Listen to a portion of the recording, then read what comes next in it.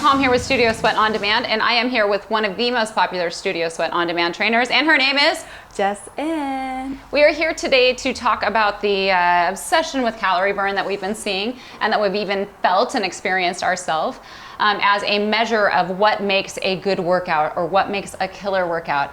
And we want to talk to you today about really, when it comes to a workout or your workout routine, the things that are the most important, and that, you know, basically it doesn't always have to be calorie burn or your heart rate zones. As a matter of fact, if that's all you focus on or obsess over, you might not be getting what you need to out of your workout. Exactly. Yeah. As a matter of fact, you probably won't. Right. Yeah. Out of your workout or your workout routine, right? So things to think about when you're hyper focused on your calorie burn, meaning that all you're thinking about when you're doing a workout is that number. Yep. Where is my heart rate and what is the calorie burn at the end? I can't stop my workout yet. I gotta keep going. I haven't hit those, whatever your calorie goal is or whatever it is that you set. Exactly. Yeah. So all of those things, in order to do that, in order to be obsessed with your calorie burn and your heart rate zones, you have to use a fitness tracker. Fitness trackers are technology. What can happen with technology, Jess? Glitchy. Yeah, it can be absolutely glitchy. It cannot connect. You can have bad data in your profile that is giving you data that's not correct. For example, if your max heart rate is set too high or too low. Yeah. Yeah. So the other thing too is when we rely on something like that, it is relying on that data is correct. And if you don't know what it's supposed to be set at, or the thing with my zones, they can actually auto adjust. Right. Because, hey, you've been in the red for too long. Mm-hmm. So yeah, that's the hard thing with technology, is like you really aren't feeling it in your body of how hard you're working. You're looking at a number on a screen. You know? It can take away the mind-body connection. Yeah. So I do challenge you to do some of your workouts without a fitness tracker and just base it on perceived exertion and how you feel. The other thing is like, it can disconnect, right? Oh, it's so maddening. Like you look at your chart, I have to start over. Yeah, and there's these white gaps in it from where your tracker disconnected. You're like, I swear I kept going, but it says I stopped. Yeah. And so that can be frustrating, and so there can be a mental issue, literally, that goes along with that. So. The next thing that I want to talk about is when you're hyper focused on that, you might not be thinking so much about form. You might be so focused on speed, the speed of the rock, 1, go 2, fast, 3, right? That your form's not good. Correct. Have you seen that in your classes? Yeah. So recently I've been trying to get people that, really just keep moving so quickly. I'm like, are you feeling what you're doing? I literally go up to them, like, what part do you feel? And they'll be like, oh, my legs. And I'm like, well, funny, because we're actually working on your biceps. Doing a tricep kickback here. And so I'm like, slow down. And then at the end of class, they're like, okay, that's slow down. And I'm like waiting, because I'm like, oh, what are they going to say? Yeah. I worked way harder. And I'm like, slow down. When you're sculpting and doing things like that, you need to be focused on mindful of what body part you're working. Right. Not, oh my gosh, I got to hit 8,000 calories. That's right. You're because if you do calories. Right, if you do slow a squat down and you're working the negative, for example, right, it is going to bring your heart rate down, and you are going to, at the end of the workout, when you look at your numbers, see a little less than if you were going like this. Possibly, right? Possibly, yeah. Not, it depends on if it's loaded, right? Yeah. So but the thing is, you got to think about if you slow it down and you're actually using your entire body in the full range of motion.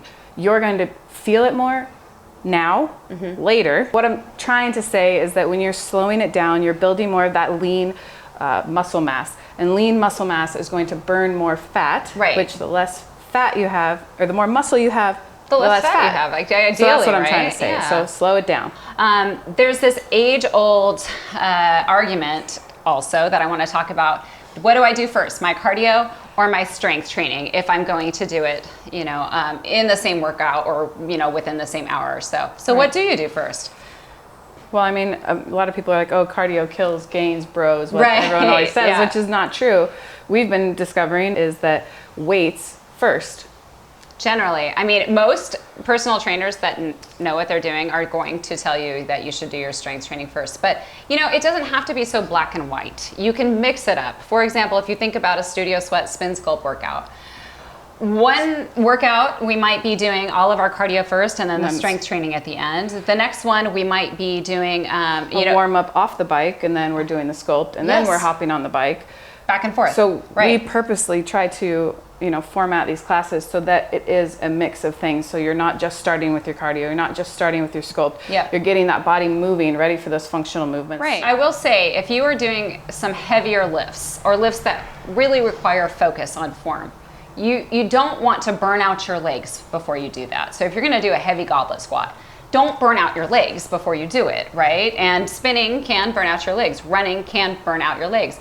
And it's just really good, honestly. Yeah, the calorie burn might be lower because when you get on the bike, for example, and you're on the bike for solid, 15 minutes, and then you go to the floor, right? Your heart rate or your calorie burn for that class might be higher than if you would have done a floor warm up, gone straight into weights, then gone onto your bike after. But guess what? You probably built more muscle by doing the strength training first. Yeah. So the bottom you're line, maybe going to get more of that full range of motion. Yeah, exactly. Yeah, so mix it up. That's really what we're saying. And let's also talk about an interval workout as compared to an endurance workout. So the other day, you told me that I really like to sustain that 80%, stay in that my zone, yellow, orange, you might think of it, that zone effort level for myself the entire time.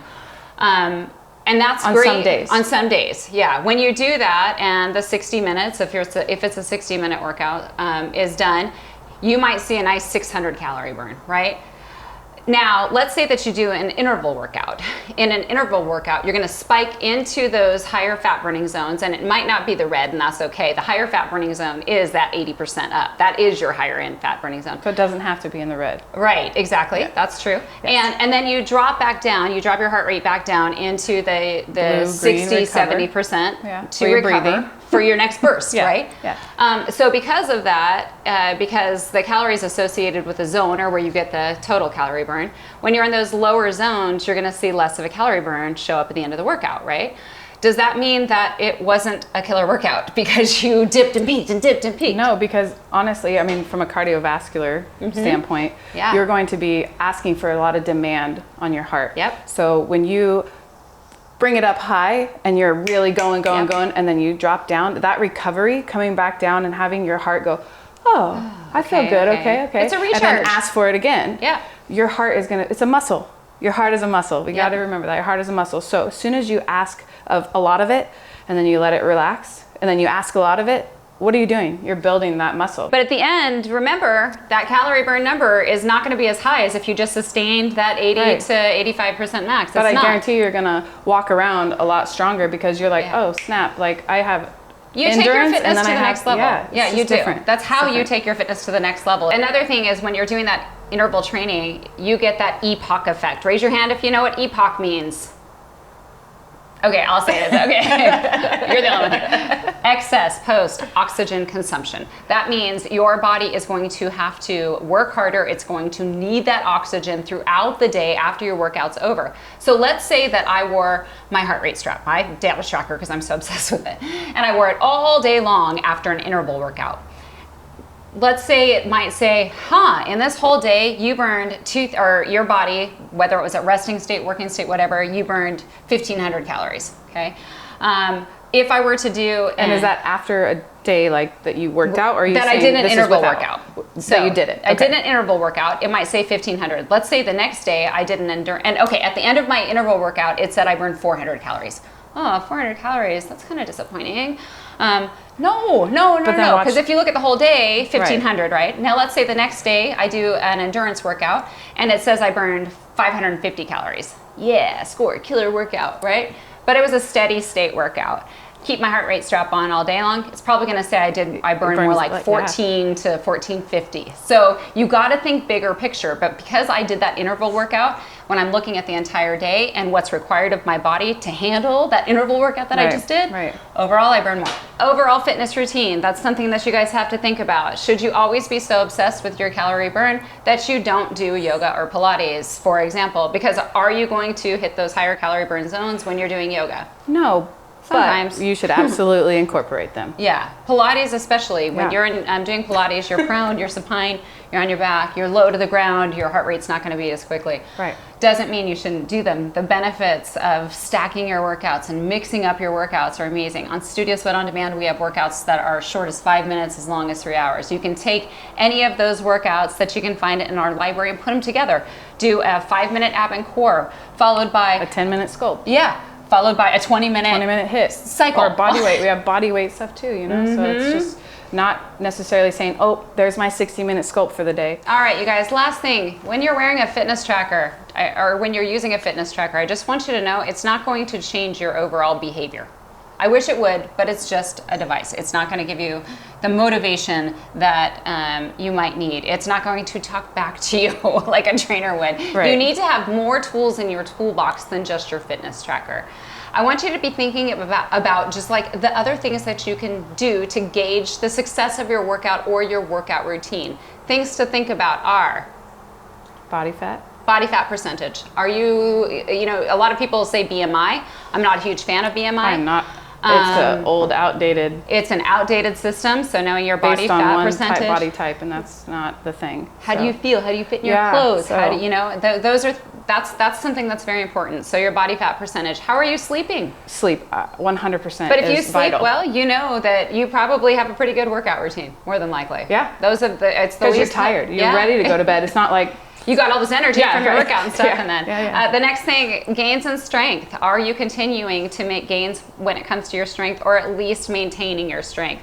Next thing, are you making endurance gains? Okay, do you feel like, you know, and there's times when you go on vacation and you didn't do as much exercise and you come back and And the you're first like, couple of "Whoa." workouts suck. Yeah. You know, but overall, you should feel like you're not making backward strides Right. when it comes to your endurance. You should be making forward progress. So if you feel like you are, you probably have a good workout routine. Yeah.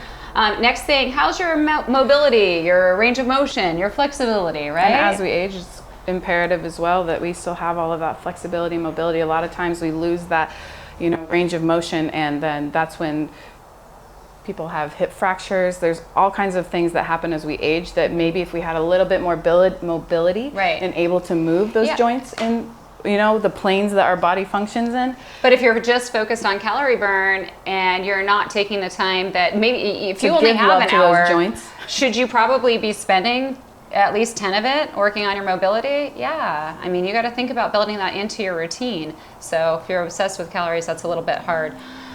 Are you feeling motivated?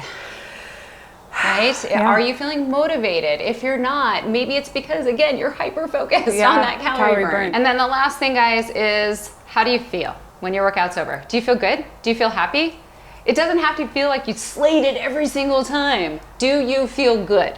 That is what matters. All right, anything you want to add before we sign off on this important topic? I mean, honestly, just don't be focused on that number. Focus on moving your body and what feels good for you and what gets you to that place where you're like, I'm going to go crush the day. That's right. And for those body sculpting, fat torching workouts, you can find us over at Studio Sweat On Demand.